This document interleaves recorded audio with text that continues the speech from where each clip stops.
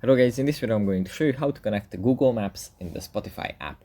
First we have to open up the app. Here it opens up in the home menu. From here we just go into the top left corner and tap on the profile icon. Then we tap on settings and privacy.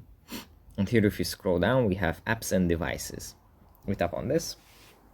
And then at the top we have connected apps, and the Google Maps is the first. We can tap on connect to connect the Google Maps with the app. We have to tap on agree. Yeah, basically what this connection does is that when we are using the Google Maps app, we can control Spotify from there. So for example, in the car, we can turn this on, and then while we are using the GPS, we can also control Spotify. Yeah, that's basically it for this video. I hope it was helpful for you guys, and I'll see you in the next one.